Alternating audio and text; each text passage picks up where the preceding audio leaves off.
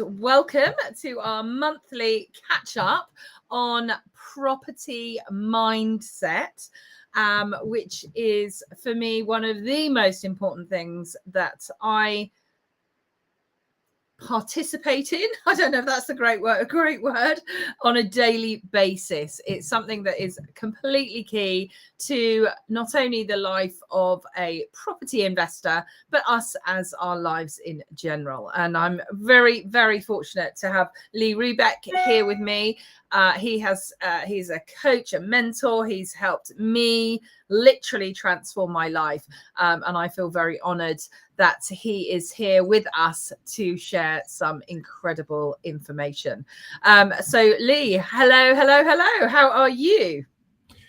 Emma, I'm doing good. I'm doing good today. Thanks. Really excited to hop on here again. I love having these conversations with you on a monthly basis. And yeah, hopefully we reach someone out there today that really is looking for this message and that gets help by what we're going to discuss and talk about.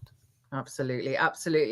Well, look, for anyone who perhaps doesn't know you, please would you introduce yourself, and then we'll jump straight into it. Sure. So my name is Lee Roebeck, and I'm a mindset coach with the Proctor Gallagher Institute, and I've been in this business for the past since 2016. So what we close on to 8 years now. And what I actually do is I help individuals remove money blocks and attract clients or attract opportunities, deals into the experience. So basically, I help people adjust their mindset to achieve their income goals. And I work with entrepreneurs just like Emma, people all around the world. And these people are experiencing quantum leaps in their results because of the ideas that we teach. Absolutely. And so today, everyone, we're literally talking about mindset in general. So we often deep dive into specific elements of mindset. But today we're going to kind of cover the whole lot. So that's going to be quite a task for us. But one thing I kind of wanted to start off with sharing is that all through my life, so I started in a corporate career when I was in my 20s, and they were really big on self-development, self-education. They had this whole library, and in those days you had tapes. It's embarrassing for those who've never even heard of a cassette tape, but I used to spend hours driving and listening to, Tony Robbins and all of those people. And so over the years, that gave me a really great solid foundation. I've never been a great fiction reader, so I was always sort of loving these books about people's lives, successful people, what to do. But one thing I found is that I followed what people would do, but I still didn't necessarily get the success that I wanted. And I'm, as Lee knows, extremely logical. I'm not too emotional in my kind of business sense and business world.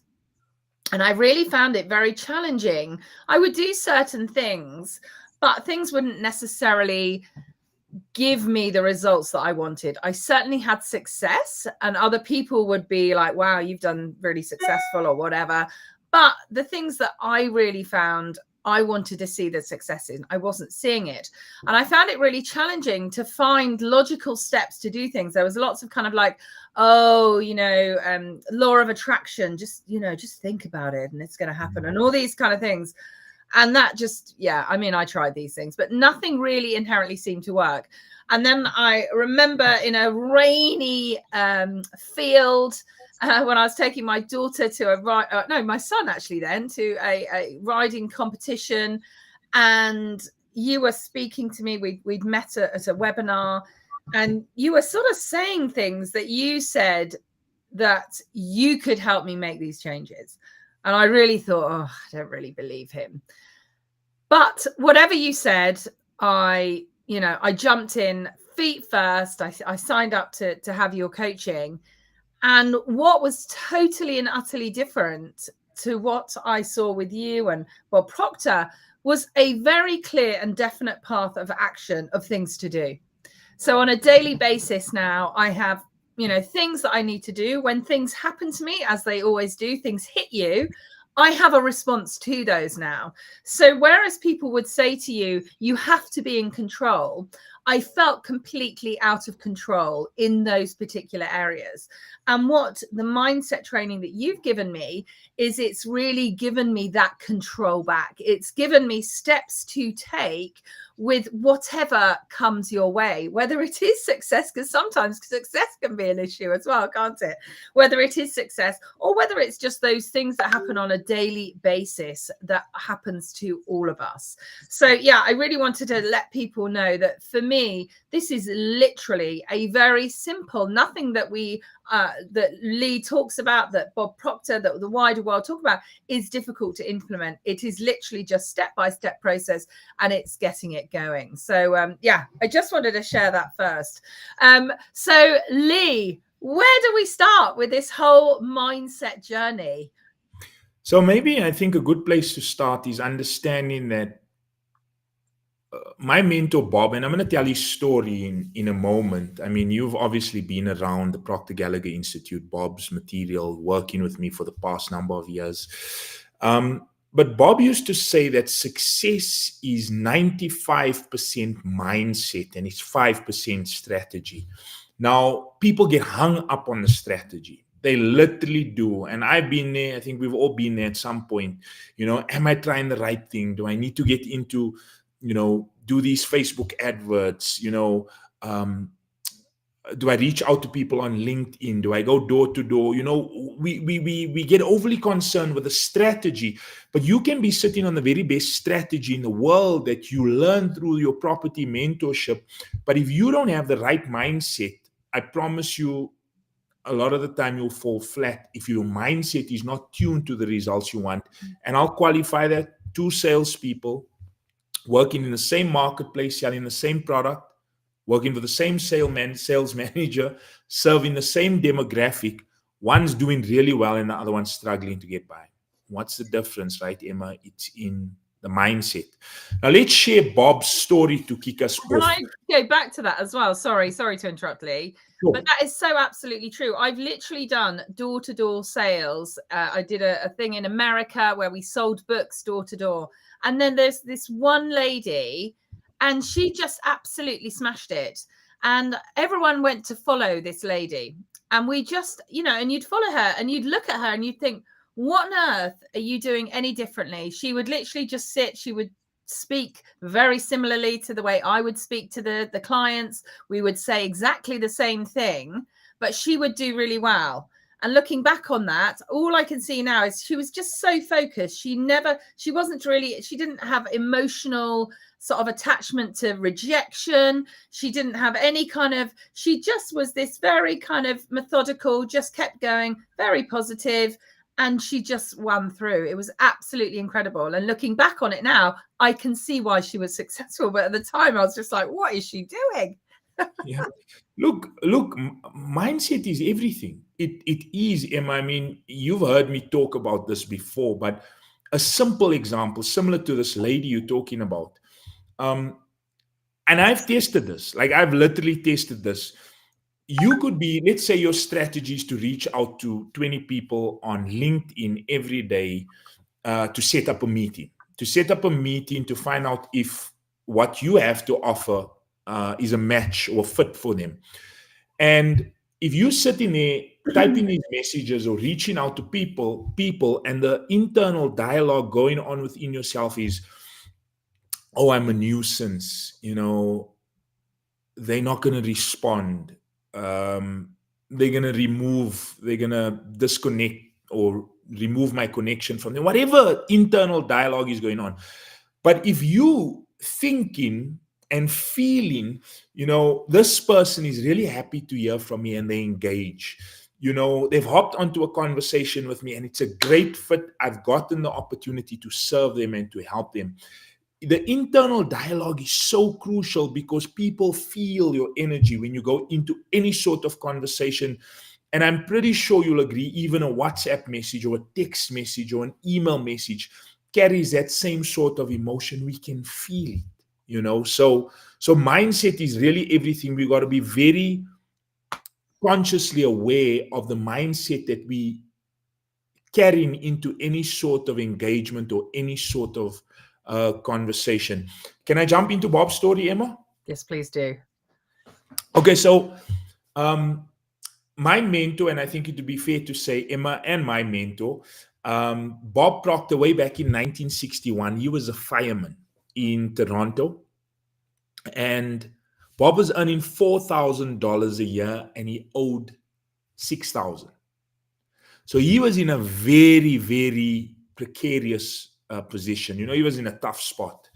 And, when he spoke about this story, or when he shared it, he said, if he had worked for a whole year and a half just to repay debt, he'd have nothing to live on. And he says his days was filled with trying to get creditors off his back.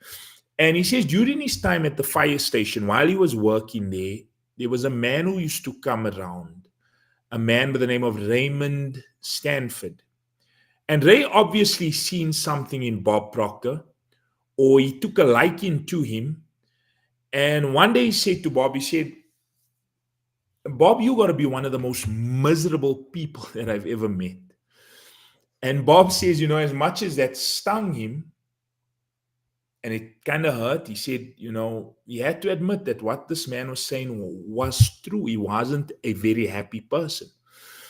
And secondly, Ray said to him, Bob, you always seem to be coming down with something. You don't have any terminal illness, but you always seem to have a cold or sniffles or a headache or something's up with you. And once again, Bob Proctor had to admit what this man was saying was true. And thirdly, Ray said, you never seem to have any money.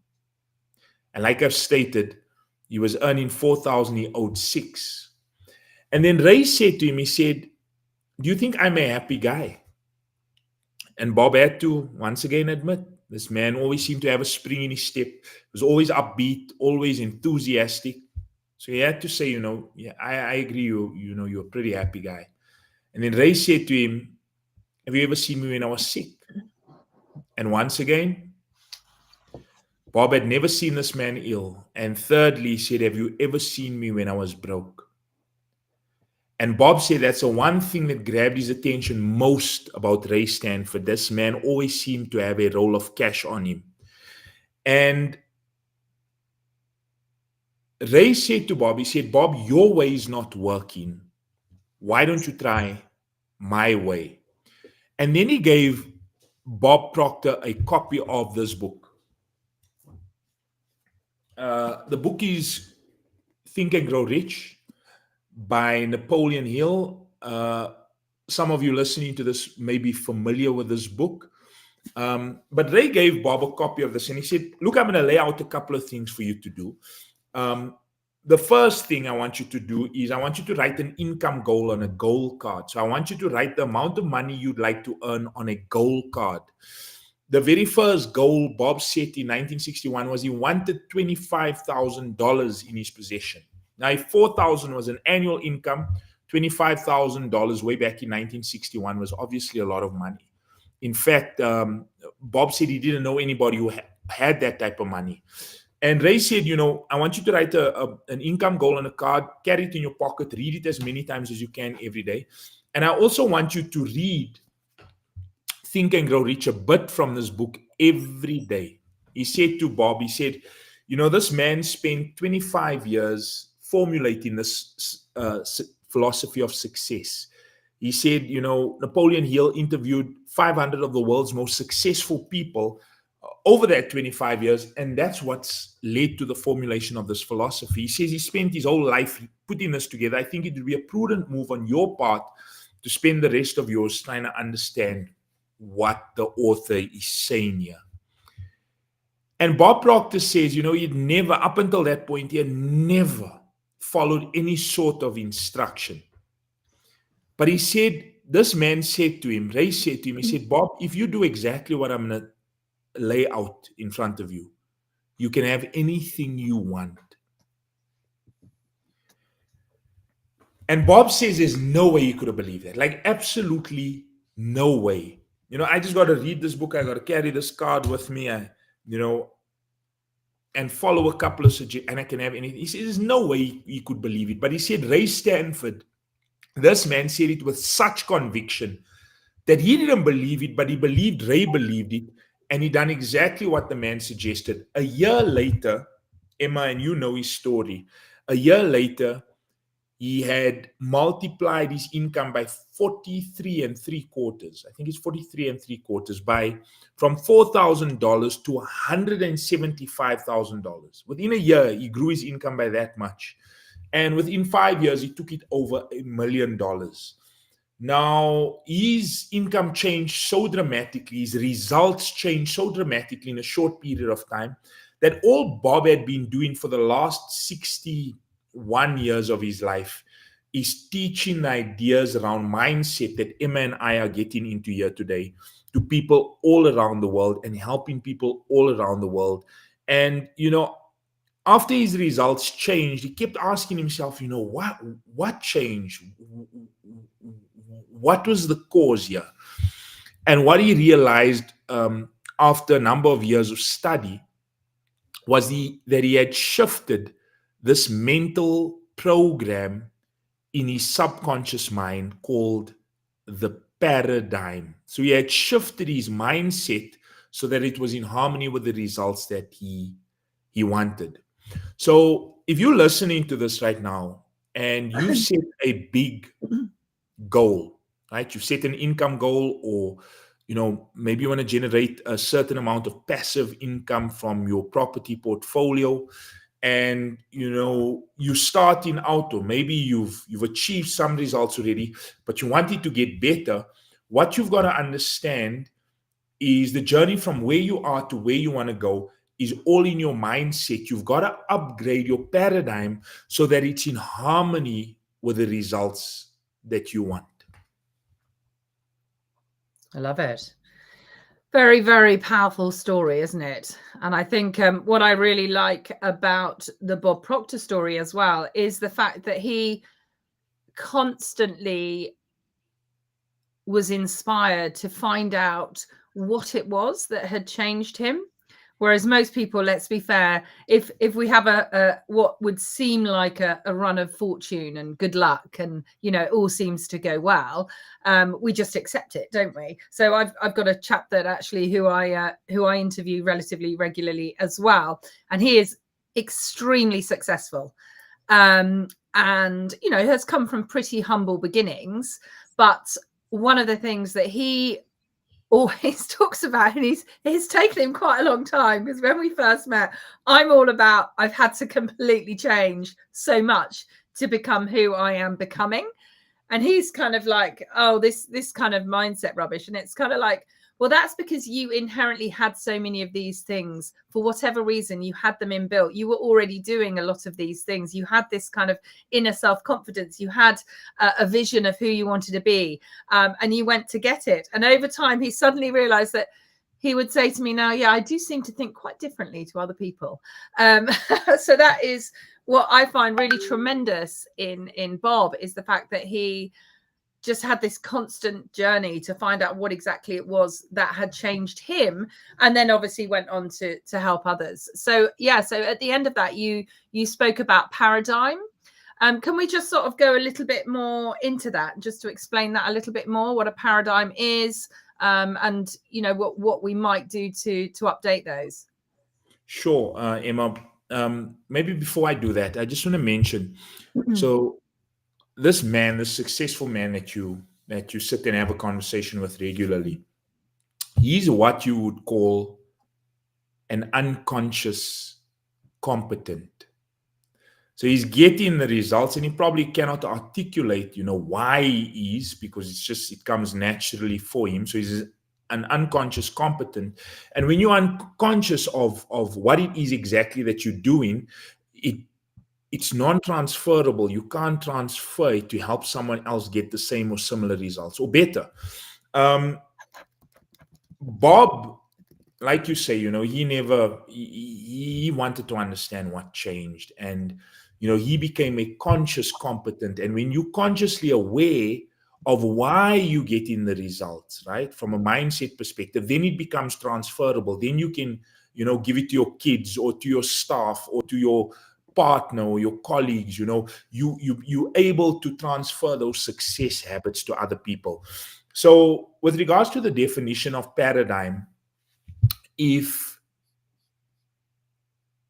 you look at the dictionary definition, a paradigm is simply a pattern. Dictionary definition, it's simply a pattern. And if you look at it in psychological terms, a paradigm is a mental program. So just like a computer, I mean, right now we're on the computer now. You've got your PowerPoint program, or you've got your email program. Those are all programs that were designed by developers, right? Now, similar to what's on your computer, you've got a program in your subconscious mind that dictates 96 to 98% of your results. So the paradigm is a mental program stored in a section of your subconscious mind that controls our behavior. And get this, almost all of our behavior is habitual. Almost all, 96 to 98% of what you do on a daily basis is automatic, meaning you move into action. You get up in the morning and you just go. I mean, if you live with someone, you could probably set a clock next to them. They probably wake up at the same time every day, whether they grab the coffee mug or the toothbrush or the TV remote first thing in the morning. It's kind of a pattern they get into, right? And if you get in the way of their pattern, I mean, God beware your soul, right? And this pattern just gets us up and it takes us all through life. Now, this man, he by default had a pattern that set him up for success. For those who don't have a pattern like that, you got to be consciously aware of how to realign the habits, the belief system, the self-image, so that it's in harmony with what it is that you want. So that's what a paradigm is, Emma. Yeah, amazing. Yeah, and it is actually when you look at people and what they do, I'm always quite surprised. So you'll see certain people, in the property world that, always attending, the same networking events. They're always doing this, they're always doing that. And there'll be others that kind of drop in and out. And then on a sort of on a life basis, you'll have people that, as we say, that arrive on time, that arrive late. And it's kind of one of those things that is a really interesting, now that I know what that means, is it is literally their paradigm. Because I always used to think, like, I really try to get somewhere on time. Like, I really try and get there on time. And it was like, it was the traffic lights, it was this, it was that, it was the other. And as soon as I was able to see that it was my paradigm, I was able to totally turn that around and stop blaming everyone else, and actually realize that I was completely in control and I could do it. I just needed to make some different decisions to enable me to get there on time and to do those kind of things. So absolutely.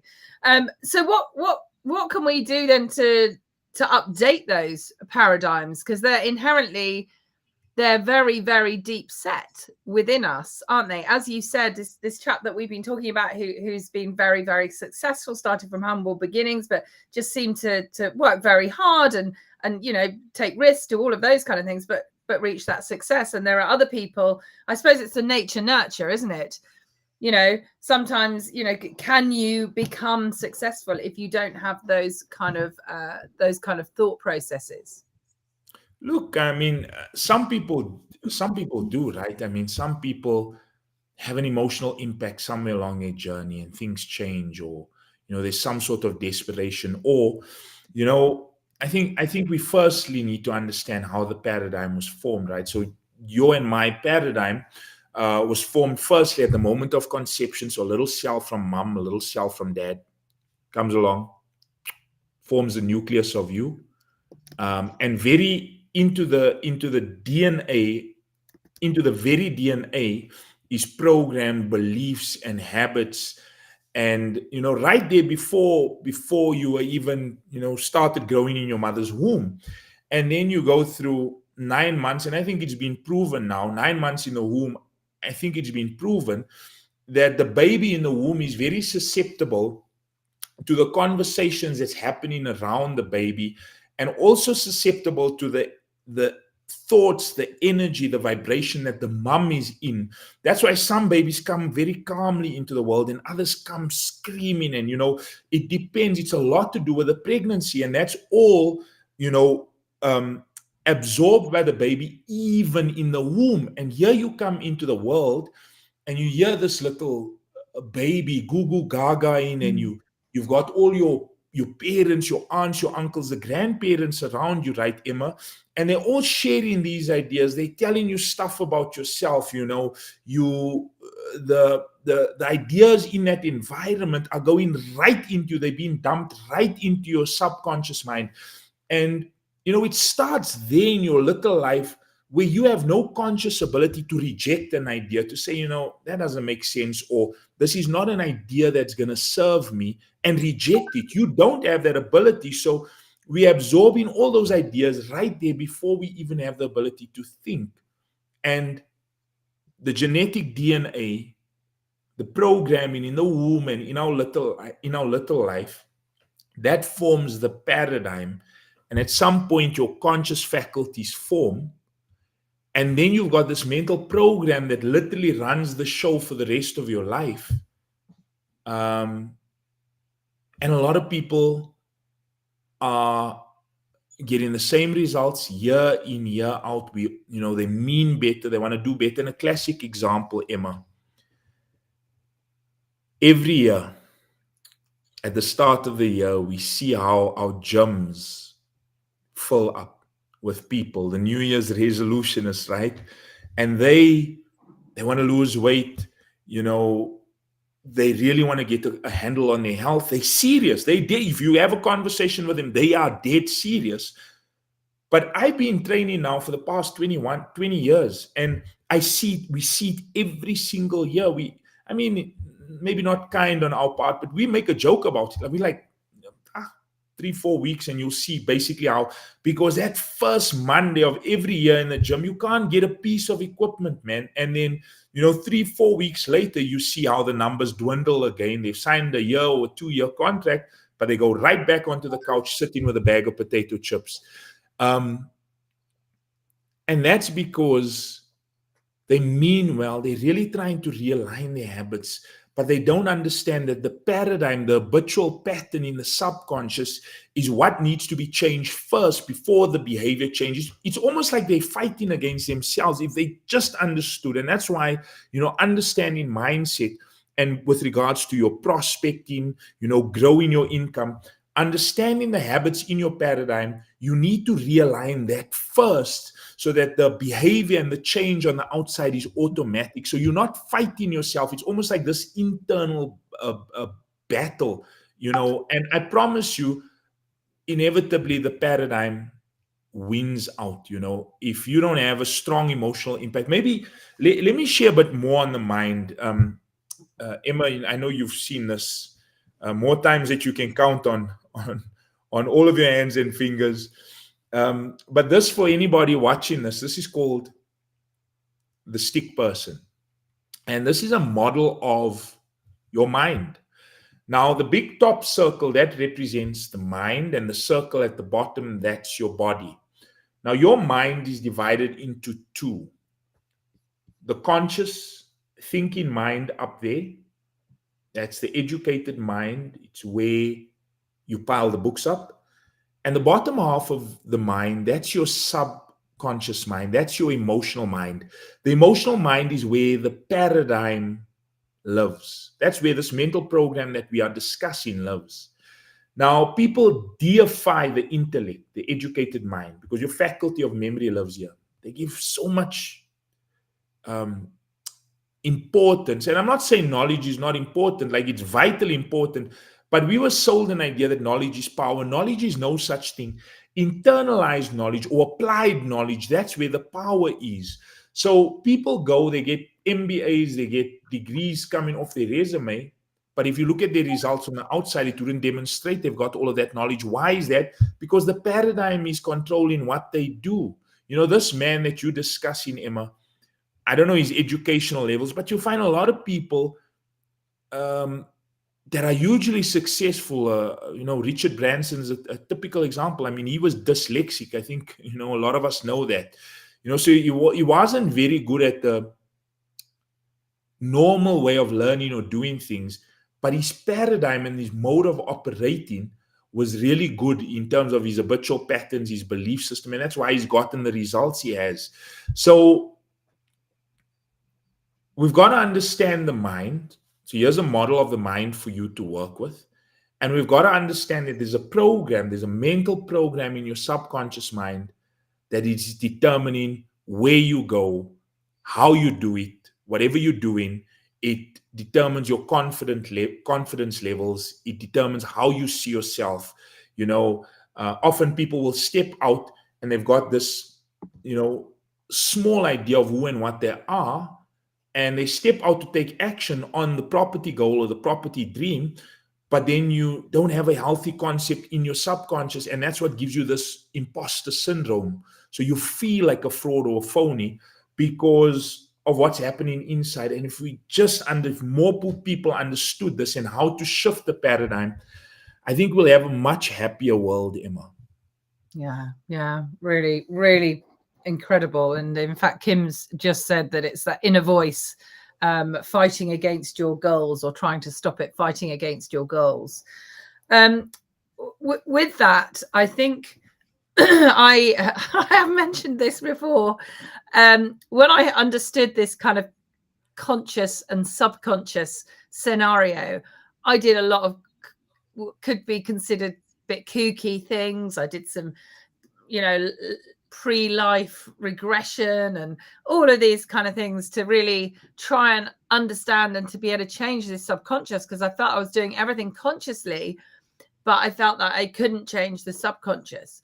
But one of the things when you talk about the paradigm and you talk about the stick person, and this is what I really loved, it was that element of that where you talk about our thoughts, our feelings, and our actions. And that was one of the things that was really clear to me, because you can be doing something. So exactly as you said, you could be speaking to a potential investor. You could be speaking to an estate agent. And I've definitely done that, gone into an estate agent and just thought, they don't believe me. They don't believe that I'm going to be able to do this.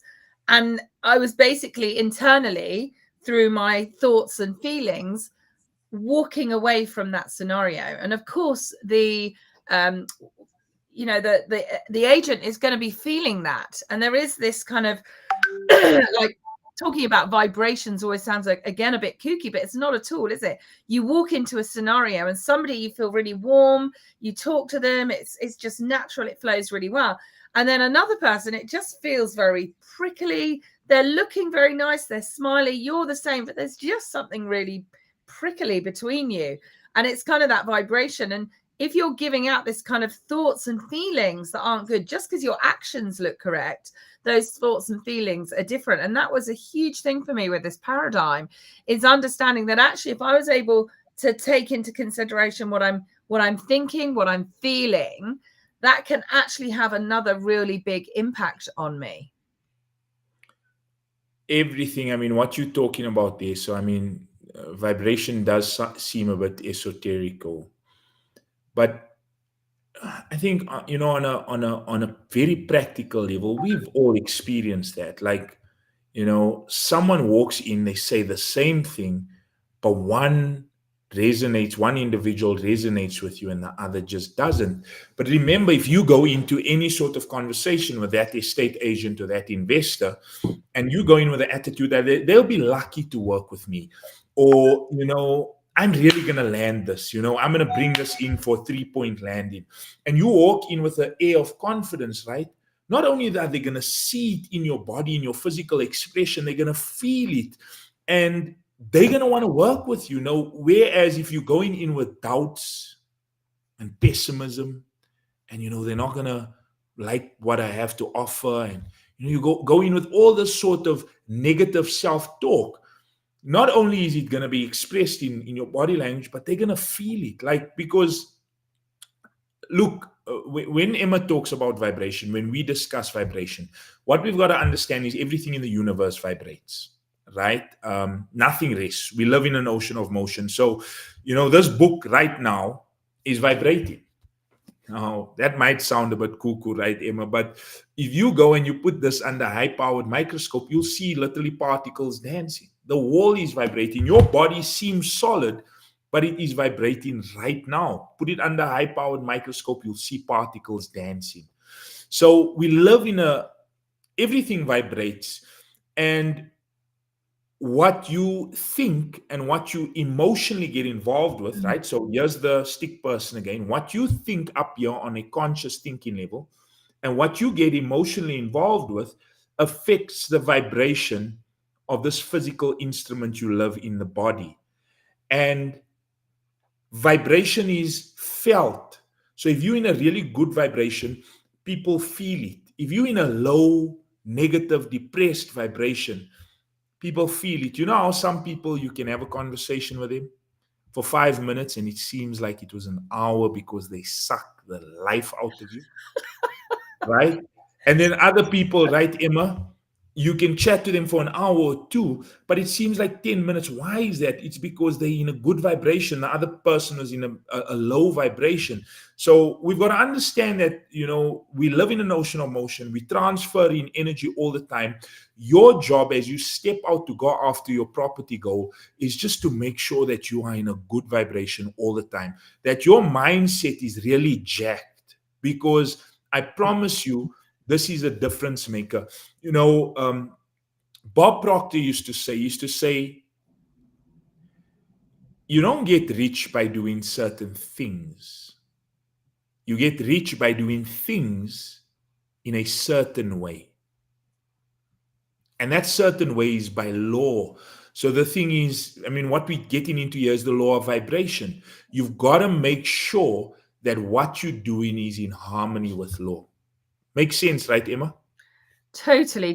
And it's I think it's interesting as a coach and a mentor, as we both are. And one of the things I find is when you have a new sort of mentee coming on board, they're really excited. They're sort of choosing which area they want to invest in, what kind of strategy they want to do. And I think it's for me, it's really important to have that find the end thing that this property will go for. And so they do all this research and they start off with this real vigor and excitement. And then, like all things, so I suppose it's a bit going back to the sort of gym analogy, is suddenly we get into the bit of the mundane, don't we? So when we start, it's kind of quite exciting. You're learning something new and it's all of those things. And then kind of a few weeks down the line, it's a bit like, oh, nothing seems to have necessarily happened. You've added a few bits up here. You're getting to understand an area a bit better. You're starting to see the strategies, and that's where people's sort of enthusiasm, mindset, whatever we want to call it, sort of starts going downhill. And quite often at that stage, my sort of time with them is actually spent managing, like we're talking about here, their mindset. What are they actually doing on a daily basis to ensure it's like talking about those little habits? What are they doing on the daily basis to be grateful? What are they doing to recognize the things that they have achieved, not the things that they haven't? I think we mentioned the gap and the gain. So measuring the gain rather than the gap, because our goals should, in theory, always be really massive and good enough away where it's not too easy to hit them. So if we're constantly measuring the gap, it's a real shame, because we've actually gained so much. So it really is incredible that, not, as you mentioned earlier, you said success, Bob said success is 95% mindset, 5% strategy. So I do find that a lot of my time is spent really helping support that side of things. And even myself, even yourself, I know you're the same. We have to surround ourselves with people, don't we, to enable us to keep going. I had an accountability this morning, and we've had a bit of a loss in the family, and so I'm feeling a little bit sad at the moment, but I just made sure that I attended that meeting.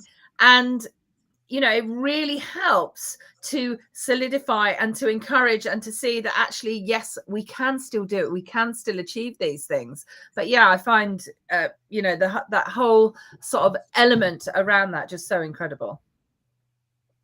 Yeah. Um,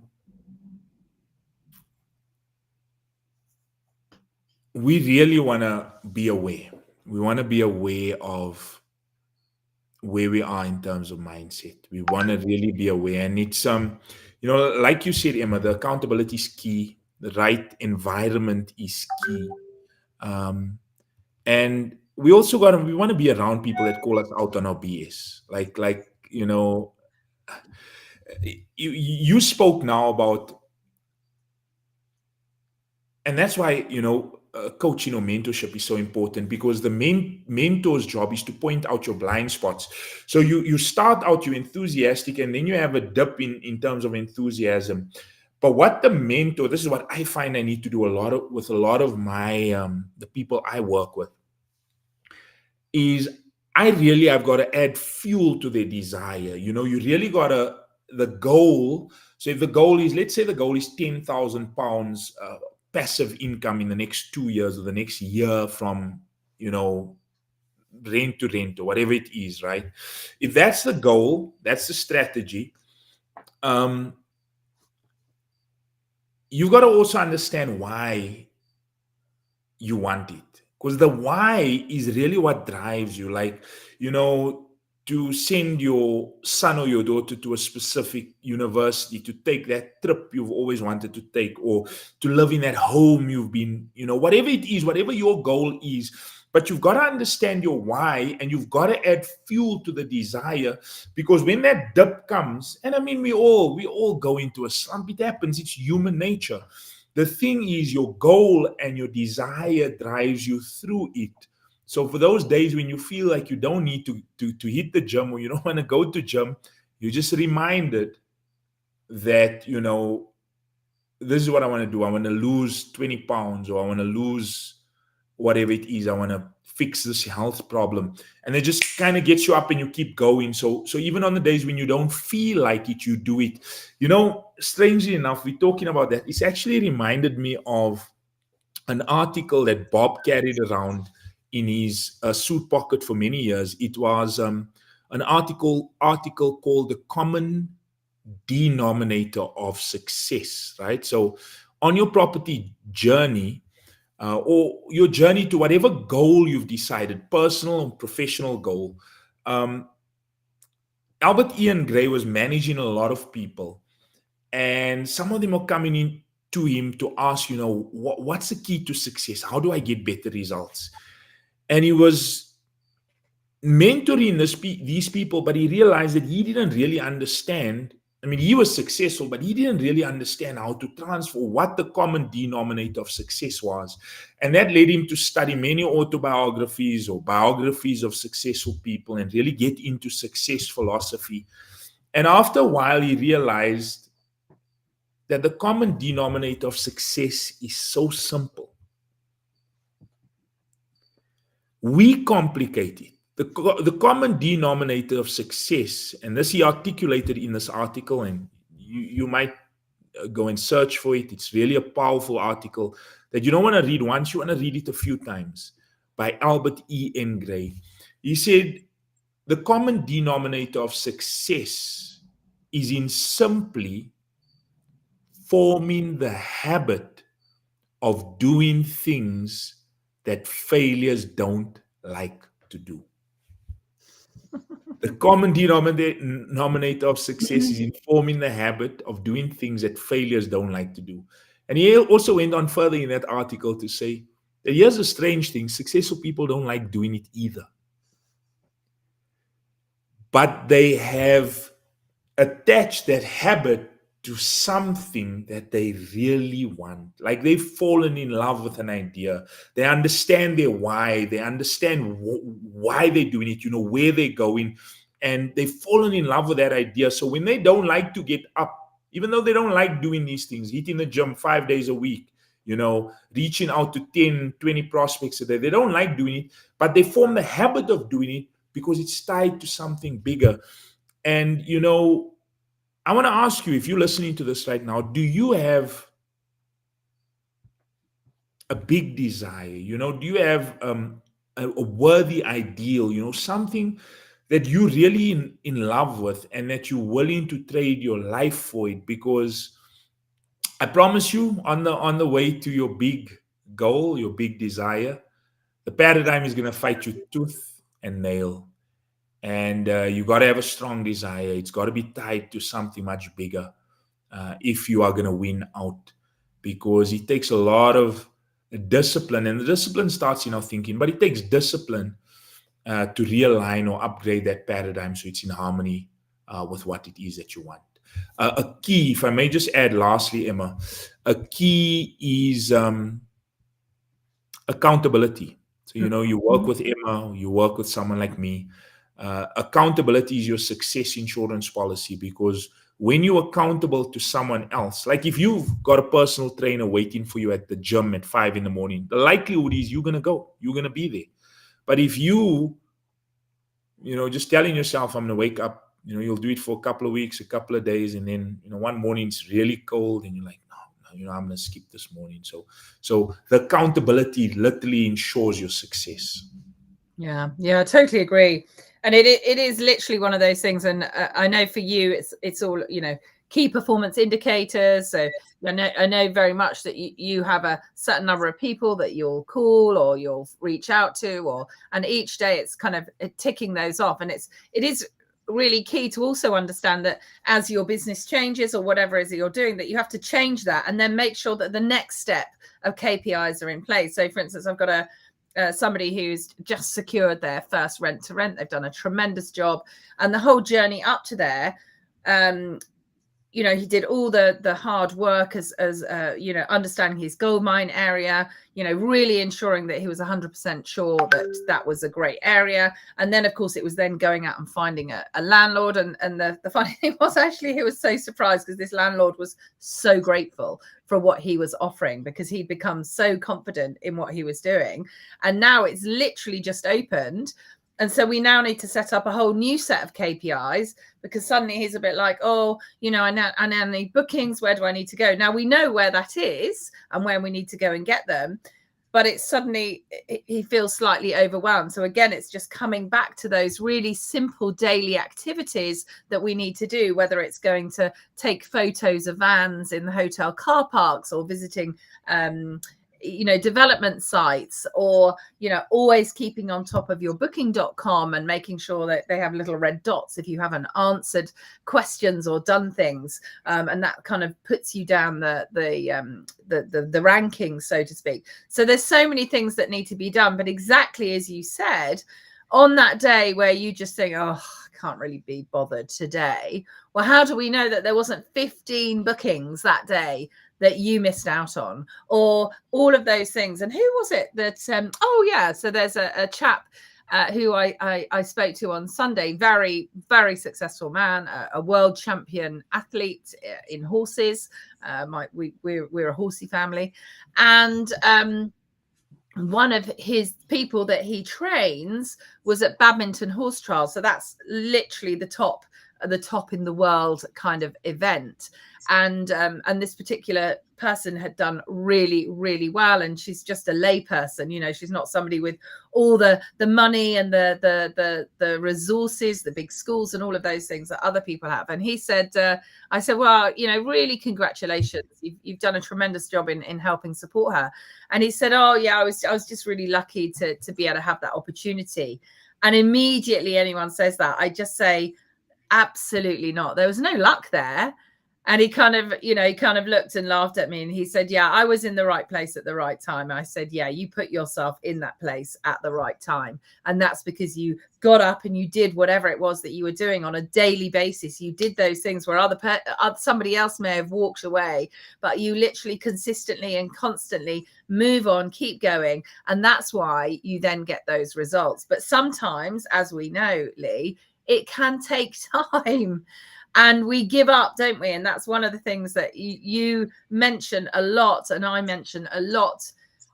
Luckily, I keep repeating it, not only to myself, but to my mentees and all of those kind of things, is that, you know, that gold streak that's in the ground, and you've been hacking away at it, doing these daily charts, these daily rolls, these daily things, and it still feels like you're miles away from your goal, and you give up, but you might only be a millimeter away from that chunk of gold, and it's all lost. And then it's kind of like, oh, I'm now going to go to a new area, or now I'm going to do a new strategy. So I was doing buy, refurbish, refinance, but now I'm going to do title splitting.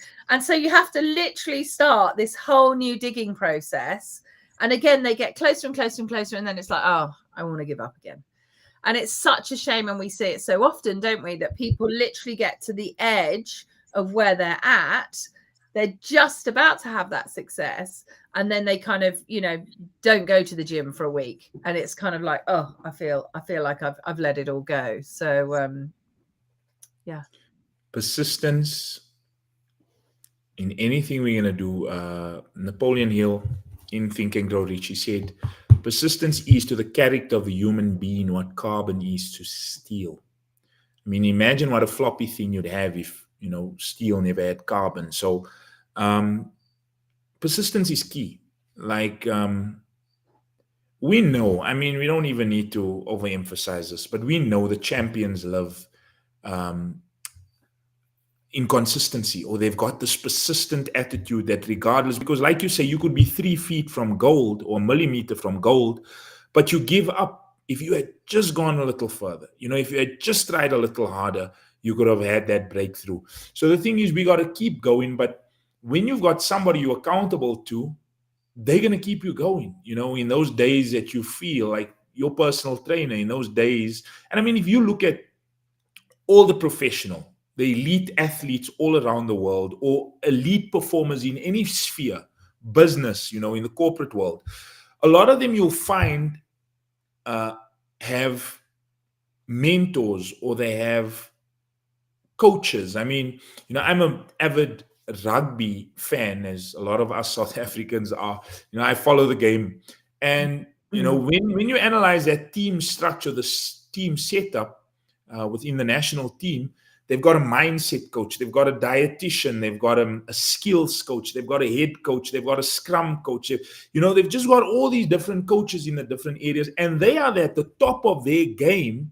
But the thing is, they still need those mentors to point out their blind spots, and obviously to keep them accountable so that they can keep performing at the highest level, or they can get better every day at what it is that they do. And I think that's one of the major philosophies we need to internalize, is we need to get better every day at what we're doing.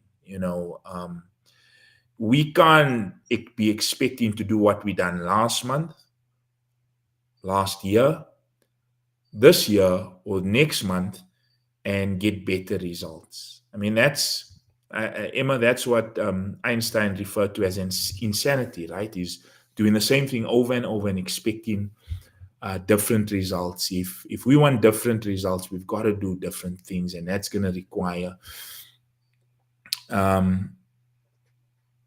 discipline and accountability. Yeah, definitely. Discipline and accountability.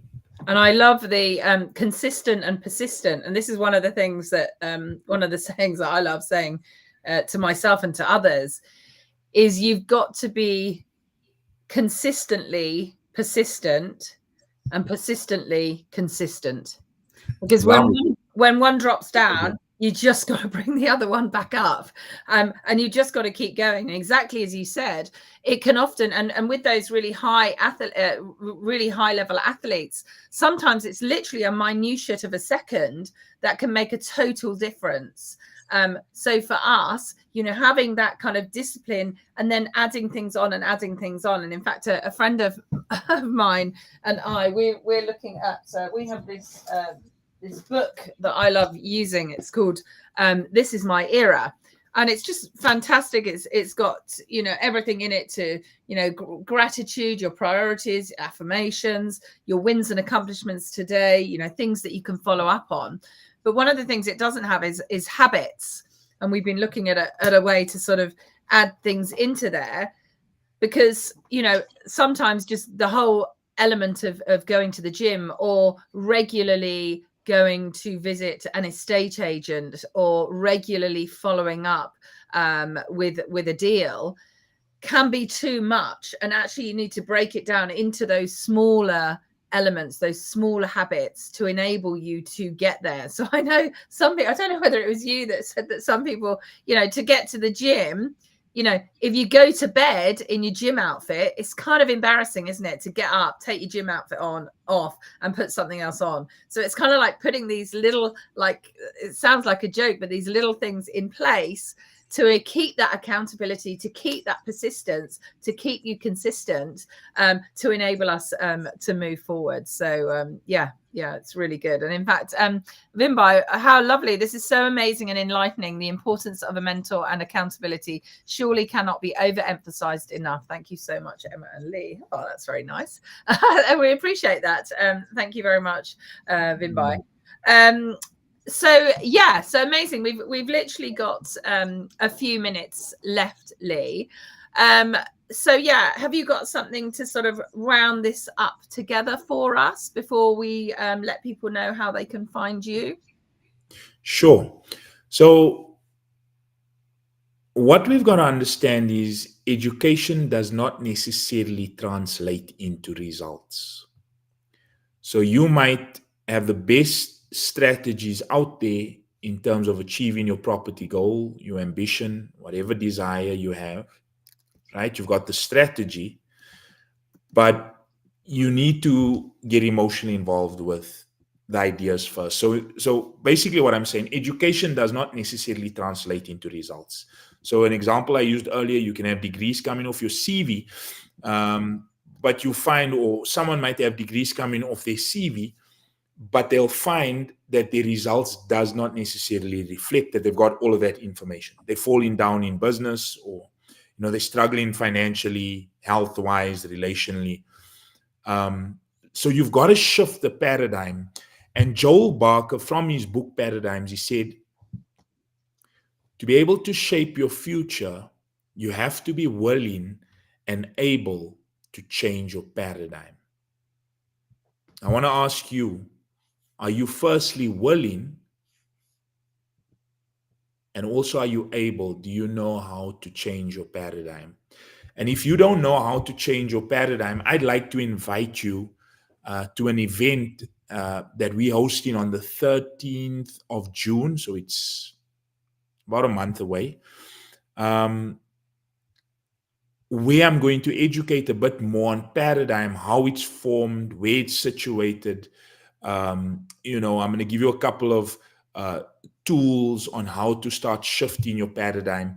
And if this is really, this message and this conversation with Emma is connected with you in any shape or form, and you feel you'd like to learn more, I suggest you click on the link. I know Emma will put the link, and I'll also put it across my platforms.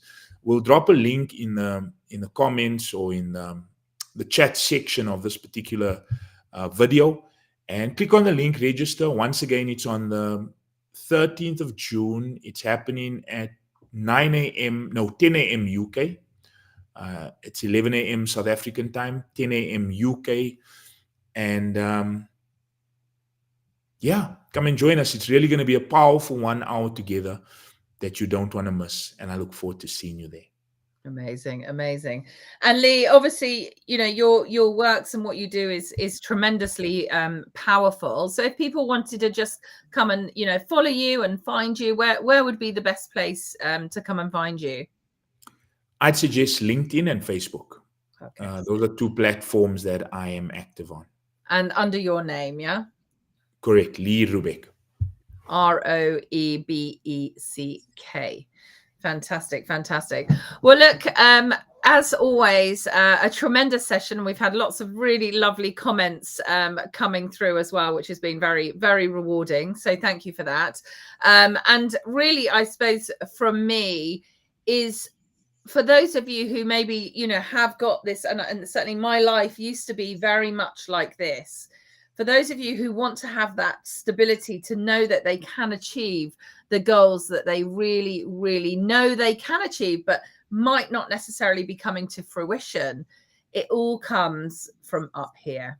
So please, please, please do, jump on Lee's webinar, do listen back to our videos that we've done every month for the last year, and really, really delve deep into knowing, like I found out, that you do have control. It isn't that everyone else controls it. It isn't the world is against you. It isn't that God is against you, or whatever it may be in your universe. You do have control. And I think that enables us to feel much more empowered, to know that we can go ahead and do that. So again, Lee, I so appreciate your time with us. It's really, really valuable, and I absolutely love these sessions that we have. And yeah, take care. Thank you so much. Awesome chatting. Enjoy the rest of the day. Thanks, Emma. Thank you so much. Bye, everyone. Take care. Bye.